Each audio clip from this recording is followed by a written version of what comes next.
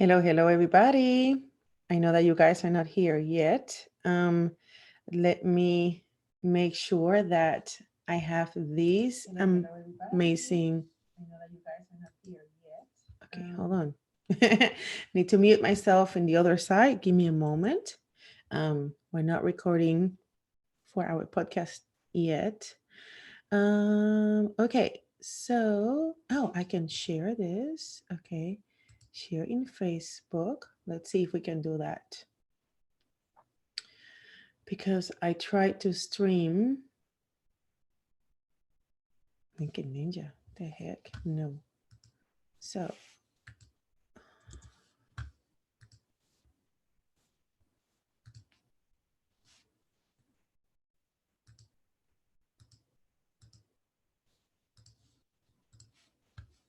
okay, let's see.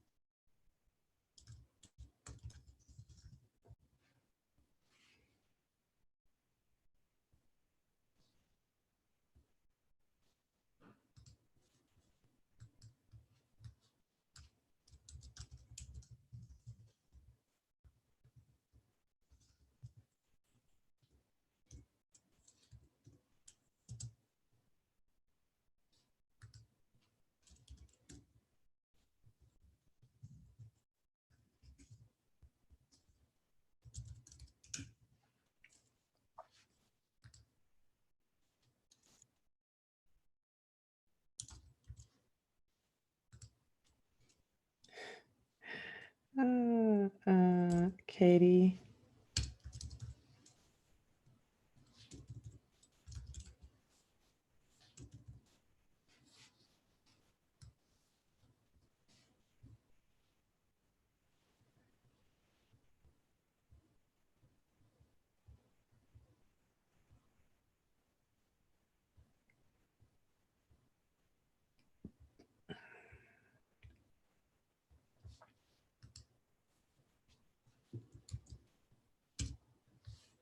Okay.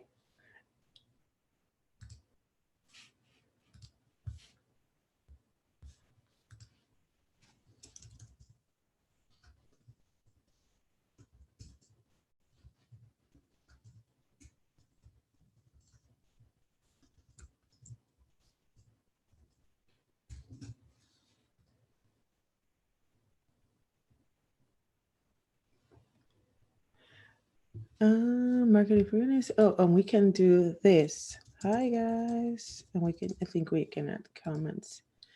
So live chat. Okay. All right. So let's kick this off, guys. Officially starting. Welcome, everybody. If you're joining me through the streaming, I know we were supposed to do it via Facebook Live, but for some reason I could not log in, and we are streaming in another channel today, giving you access so you can have this amazing content. But if you miss it, don't worry. It's coming to you via this amazing podcast. And I am committed to share my wisdom as much as I can. Honestly, the podcast is easier for me because I don't have to have the full makeup and hair and all that because it's my voice. Now, to be honest with you, sharing me doing it, you see me on my pages and all that. It's a bit intimidating, but I am game on. Again, my vision and my goal for this particular year is visibility, and it's game on. Okay, now today I want to talk about how can I be more spiritual. This question is inspired by a question from one of my friends.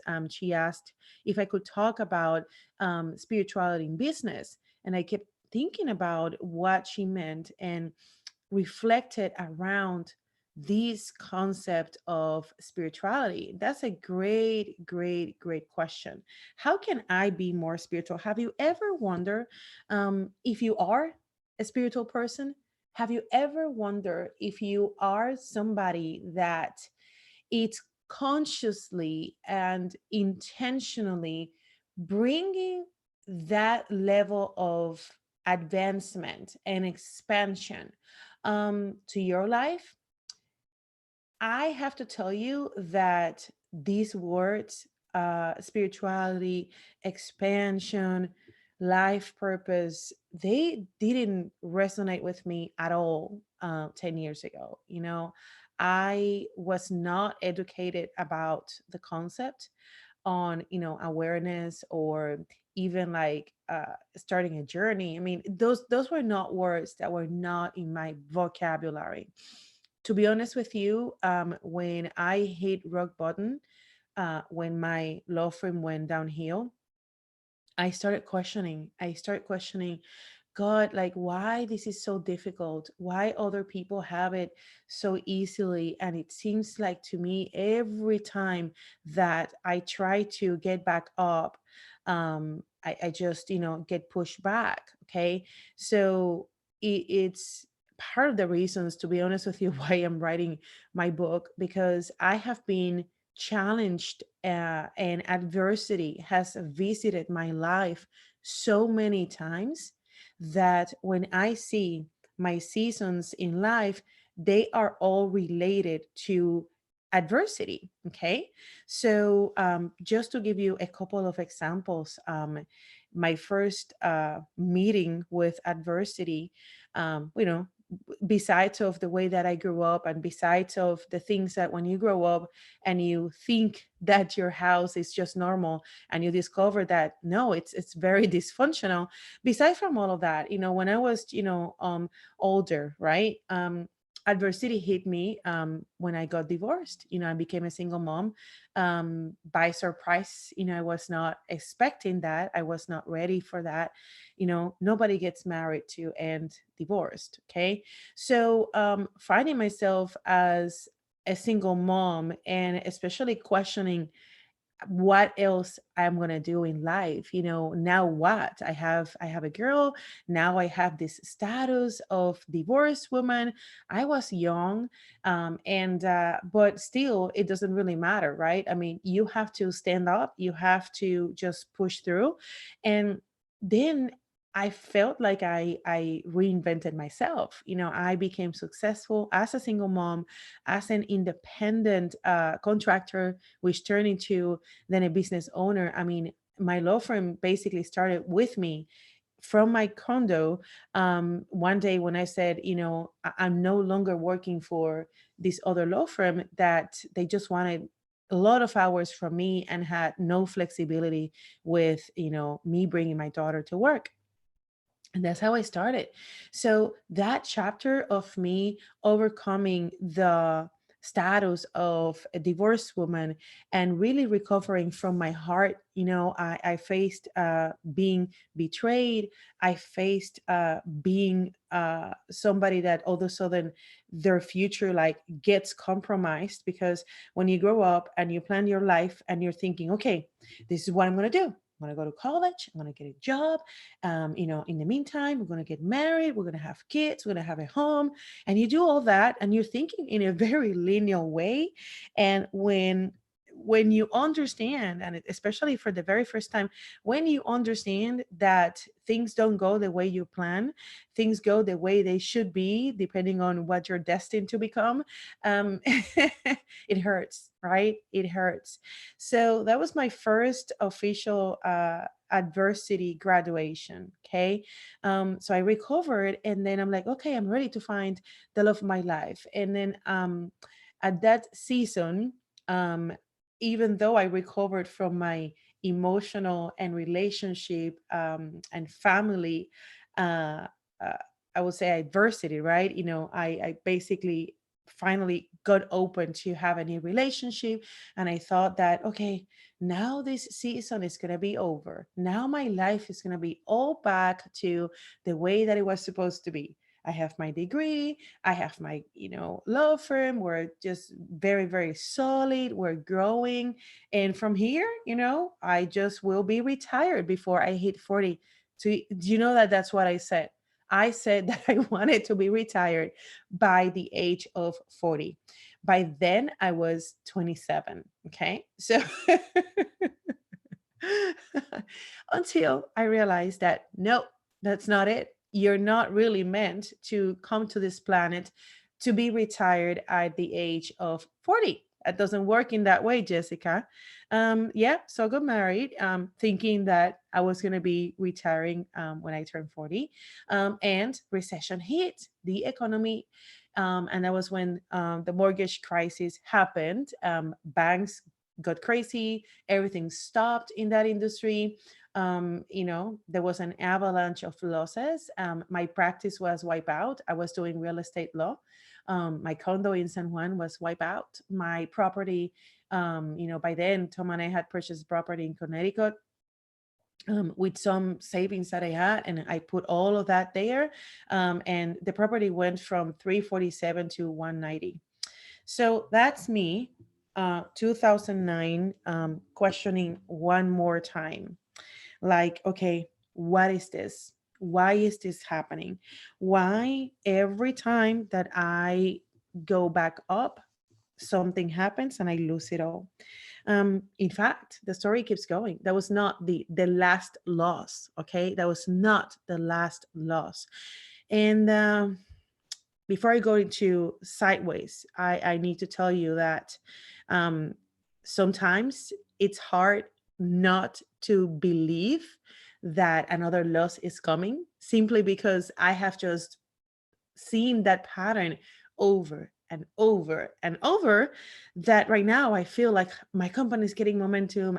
I feel really, really solid. And my mind immediately takes me to think, wait, you know how it is, what comes up, it's going to go down. And it's sad. It's sad because I should not be thinking in that way. However, this takes us to talk about the practicality of spirituality. I was lost.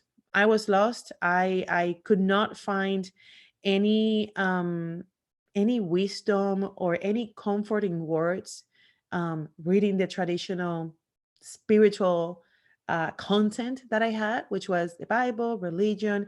I just could not find those answers there. I could not. And I remember that opened my curiosity for spirituality. That really opened my curiosity to raise my awareness. And that's where we start. It's in self-awareness. Self-awareness is where you ask yourself, or when you ask yourself, um, who am I? Why am I here? Why was I born in this place and not in another one? Had was I born, what if instead of, being born in Puerto Rico, I was born in India, how my life would have been. And you start asking those questions. I don't know if we can have an interaction here, guys, but certainly when you are listening to this, I would love to hear your feedback. Have you asked those questions? I know that I'm not crazy. Okay. In those moments, you really, really question. You question God, you question life, you question purpose, you question, like, why? I mean, I was just so frustrated. And I mainly, the frustration came not because I was not ready to fight back. I mean, that's the only thing I know, right? It's fighting back. But it was like, I'm tired of getting tired of seeing the same cycle over and over and over. It's adversity. It's like, nothing can be stable ever. And that's that was my first connection with spirituality. That was when I first started to really understand, well, this is how awareness starts. And it's been a very beautiful journey. I have been in this path of discovering my spirituality and learning more about myself. And the more I do it, the more I realize that the less I know myself. Okay. And I put a list of things that I think it will be very, very helpful. I'm not a spiritual guru. Okay. I believe in being practical. I love reading. So I've been reading a lot about that concept. I have gotten certifications in different spirituality modalities and practices, things that I don't even share because I consider those to be personal. I consider that my personal journey. And then I do share with some of my friends who are in agreement with that personal journey that I have.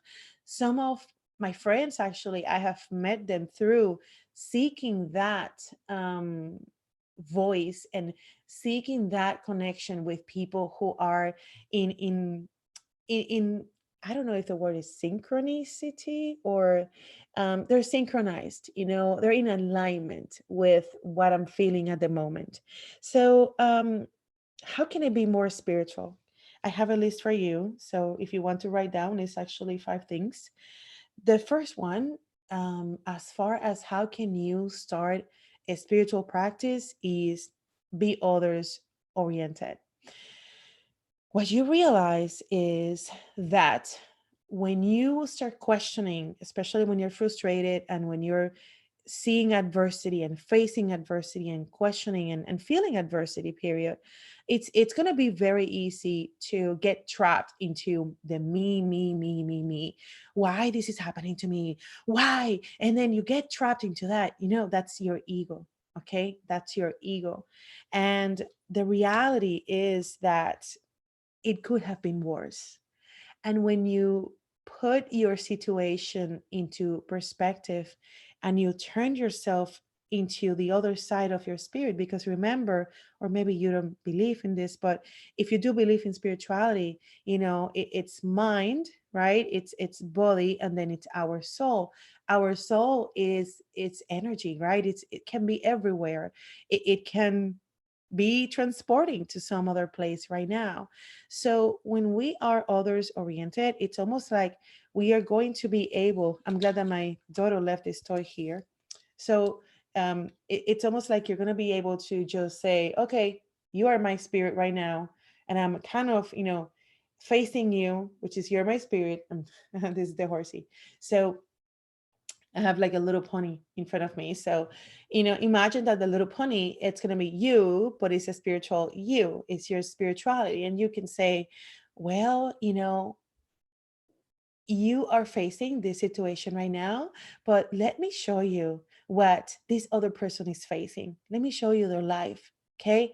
And then you let your pony take you to see, right? What is this pony seeing on the other side of the spectrum?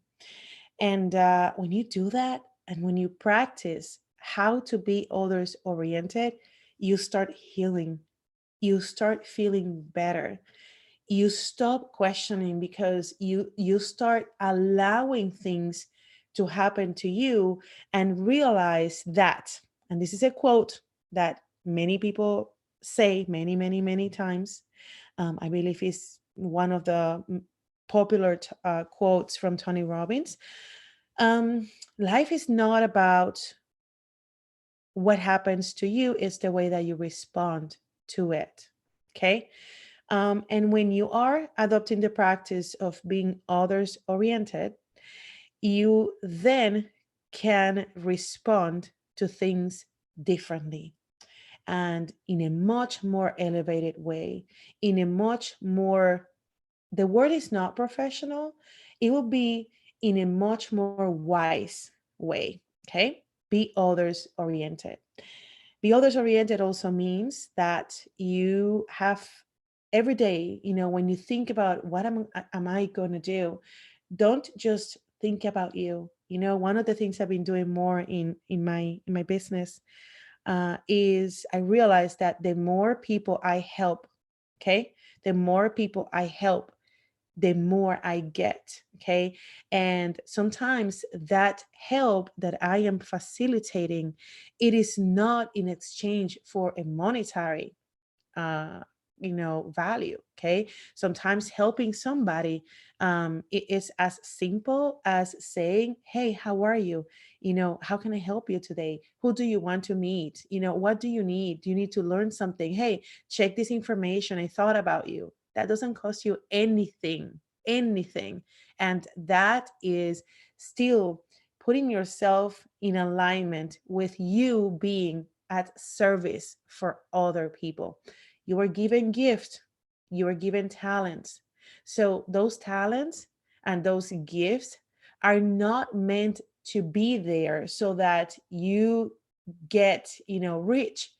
It's not about that. If you read The Science of Getting Rich, you then will understand your talents and your gifts are the things that you can use so that when you have no money, you can live off your talents. You can ignite the formula to receive abundance in life with your talents.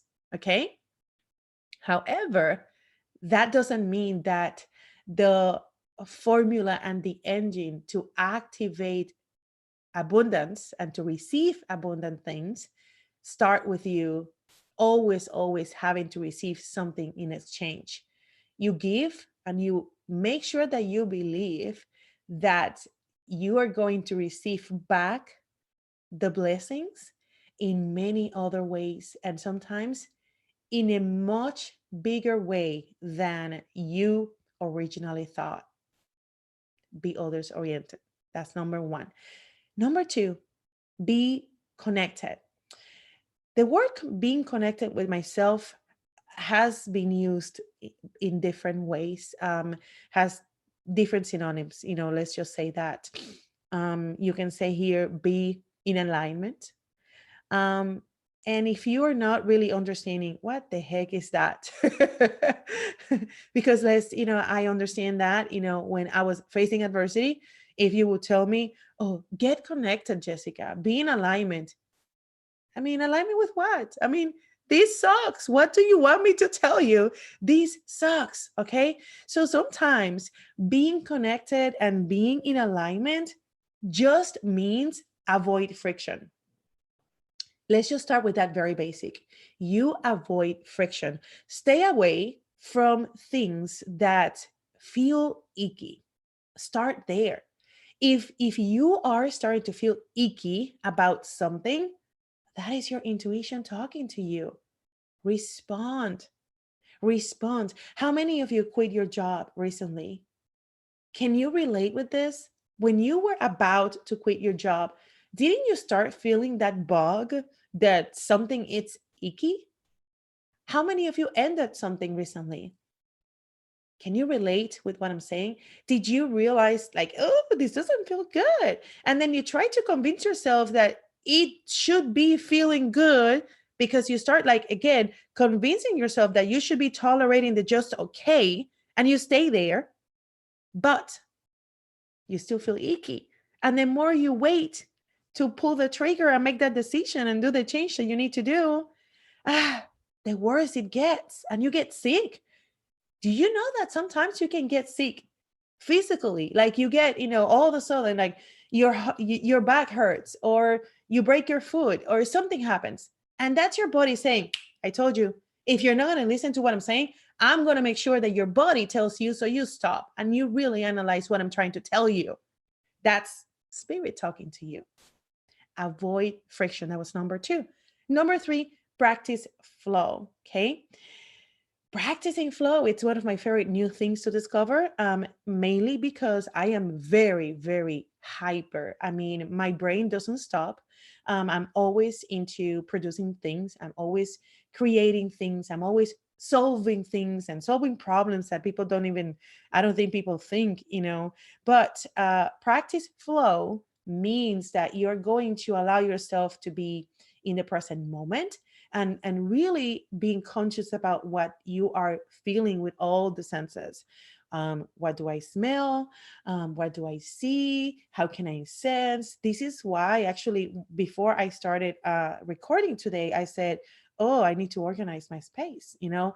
Why? Because my eyes are not happy with what they see. Too much clutter, too much clutter. And that doesn't help with flow. Being in the flow means being in the present moment and avoiding distractions. You have to check your environment.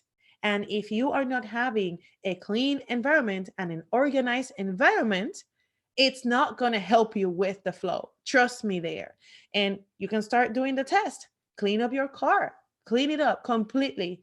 If you can't do yourself, if you don't want to do it yourself, you don't have to. Okay, but take it somewhere and let them to clean your car completely inside, all the vacuum, all the polish, tell them to do all of this royalty treatment for your car. And then you tell me how you feel when you drive that car. You'll feel great. And that's how you can test that if you can do the same exercise in other things in your life where your environment is not truly helping you. That's the way to practice how to be more in the flow state of mind. Number 4, listen to your intuition. um, I don't think we are wired to believe that we are intuitive. I believe that for many, many years, I think cultural, I think religion, I don't know why. I don't know, honestly, it doesn't really bother me to try to find why. I think information comes to you when you need it. And I just need to believe, and that gives me peace. Um, but I believe that everybody has the ability to be intuitive. One of my best things I did last year was to go to a retreat with horses. And I always heard that horses were very intuitive, always heard that horses could talk to you. But at the same time, I was skeptical. But then I realized by doing that retreat and being exposed to see the horses and see how they behave and how do they integrate in nature and how do they integrate with others in a way that they do relationships, right? It's completely high level intuition. So the more I learned on the benefits of listening to my intuition, the more I feel that I grew spiritually. Sometimes listening to that intuition, it's going to make you feel icky about things, and you have to learn how to pivot, how to respond quickly, how to act in and say, no, this doesn't really feel good. I learned something called muscle testing. Google that. You can, if you have a healer or an energy healer, a practitioner near you, talk to them about how can they teach you to do muscle testing, because your body has the answers. And number 5, practice, practice, and practice. In my book, I say that finding your life purpose is like finding your G spot. Okay. And sorry if you are a life coach and you have your method to help people to find their life purpose. In my very personal opinion, I believe that everybody has its own DNA in the spiritual code. And in that code, there is a programming where they are going to be led to find the path, their vision in their own way. Okay. So the only thing that they need to do is to take action and to move forward. You will know. You will know. And yes, there are some steps that if you're working with a mentor and somebody that cares for you and somebody that listens to your heart, they will tell you some advice. But I feel like you always can advise yourself, because if you're true to yourself and if you're connected with yourself and you are willing to be in a higher vibration, and especially when you get more involved into the spiritual practice, um, you get to understand, I don't really need this person to tell me this. I mean, I know this. I'm good. I'm a big girl now, that has to do with your self-worth and self awareness, and that's how you practice. I like to think that when I do things, I do them because I feel like doing them. And I have learned more and more how to detach myself from my end result. Why? Because every time when I have done something with an attachment to a result, my results don't work. But every time when I have done things with 100% chance to fail and I have detached from the results that I want, things end being amazingly better than I would have ever imagined. So that's my best advice on how can I be more spiritual. Um, in terms of business, you are your business. Your values are part of your business, especially if you're following the most solid model to build a business these days and build a business that can leave a legacy. You're building a brand. And if you're building a brand, your spiritual practice will be built with it and within. So it's like when it comes to the business woman or businessman or business person within you, there should not be any difference between the business persona of you and you. You are you in business. You are you in your heart. You are you as a mom, as a dad, as a daughter, in the different roles. But be you. That is what is going to allow you be confident, trust, practice this spirituality, and avoid friction. If you just do that, and if you're consistent, and if you are uh, practicing with perseverance, it's gonna work. Trust me, it's gonna work. If it has worked for me, it will work for anybody. I completely believe this. Um, this is part of the content, guys. That it's part of my book, Born to Be Unicorn. I completely convinced myself that with 100% chance of failing, I wanted to write a book on spirituality and positivity and happiness and how to face the unicorn stage of yourself, regardless of adversity. Realize that I'm a master at reinventing myself, and realize that I don't want to die with those words inside me and those messages inside me.